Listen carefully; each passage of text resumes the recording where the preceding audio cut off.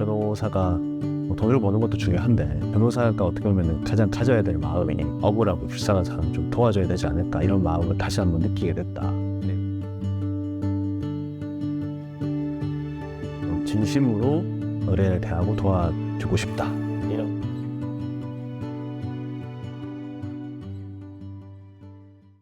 저번 주 일요일에 굉장히 어떻게 보면 조금 감동적이고 조금 마음 아픈 일이 있었어요. 어떤 일인데요? 그러니까 아침에 일요일 날 가족끼리 이렇게 차를 타고 이동하고 있었는데 상담 전화가 온 거예요.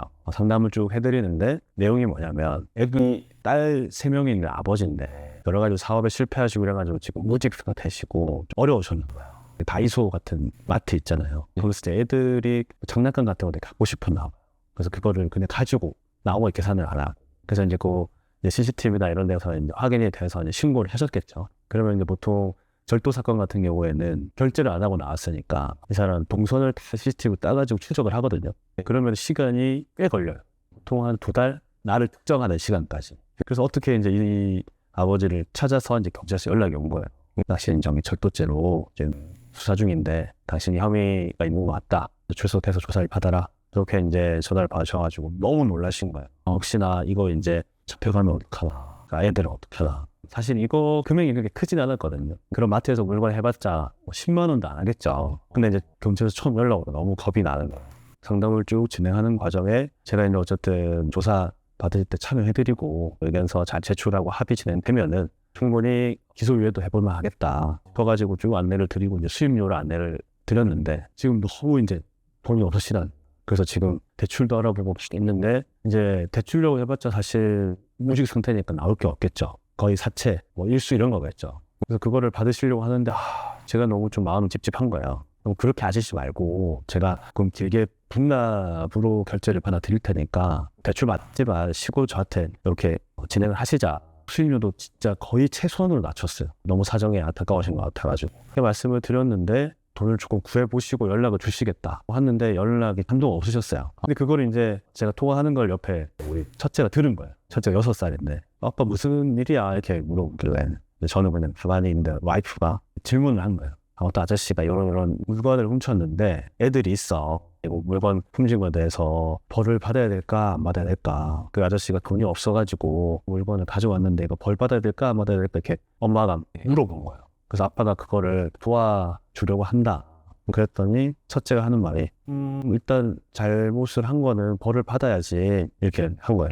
그래서 이제 와이프가 약간 놀리려고. 근데 만약에 이제 아저씨가 처벌받으면 애들도 못 돌보고 어떡해 이랬더니 얘가 엄청 고민을 하는 거예요. 진짜 막 약간 울듯이 한 2-3분 정도 고민을 하더니 엄마 그러면은 처벌 안 받는 게 좋을 것 같아. 아저씨 용서해 줄 수 있도록 아빠가 도와주면 안 돼? 이러는 거예요. 그래서 그 당시에도 제가 수임료를 정말 최대로 낮췄지만 더 아이고 약간 진짜 무료로라도 도와드리고 싶은 거예요. 그래서 이제 계속 연락을 드렸거든요. 이분도 너무 양심적이신 분이신 게 어떤 분들은 그렇게 말씀드리면 그냥 무료로 도와주세요. 돈은 나중에 드릴 테니까 일단 도와주세요. 이런 분도 계시거든요. 근데 본인이 이제 돈을 못 구하셨는지 연락을 안 받아요. 그래가지고 제가 한 2-3번 정도 더 연락을 드렸는데 연락이 없으시길래 그래서 그날 저녁쯤 연락을 주시더라고요.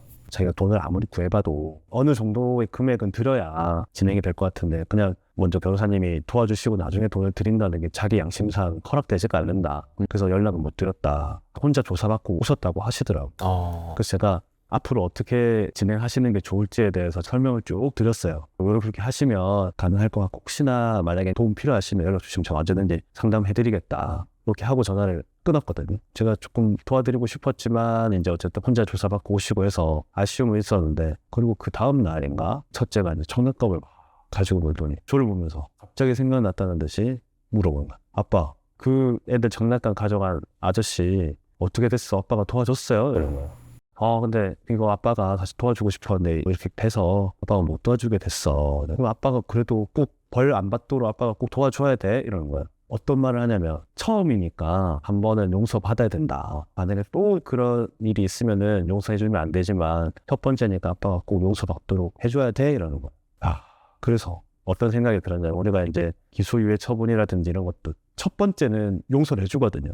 두 번째는 용서를 안 해줘요. 근데 애들도 그런 마음이 있구나. 그리고 제가 이제 변호사 생활을 하고 어쨌든 이게 직업이고 내가 수임을 해야 경제적으로 이제 생활을 하니까 이제 수임료를 어쨌든 제가 책정된 금액에 대해서는 이제 이 정도 해드리고 또 제가 받고 하는 건데 변호사의 본질이 뭔가 라는 고민을 하게 되더라고요. 어쨌든 변호사도 공익적인 활동을 하는 거고 일부 지금 자본주의 사회에서 돈이 중요하지만 돈보다 중요한 게 정말 사람과 사람 사이의 그 마음이 아닌가. 애기가 그런 말 하니까 애기한테서 어떻게 보면 한 수 배운다 라는 생각이 들면서 아 그래 내가 돈도 중요하지만 억울한 사람 도와주는 마음 이거 중요하구나 그런 생각을 하게 됐어요. 그러면서 최근에 이제 제가 뭐 여러 가지 사건 진행하면서 무혐의 받는 사건들이 계속 쌓이고 늘어나고 있는데 이제 성공보수금이 책정되어 있는 것도 있고 없는 것도 있거든요. 근데 저는 거의 성공보수금 잘 안 걸려고 해요. 변호사가 이제 받은 만큼 열심히 하는 거지 조건을 갈 필요가 있나.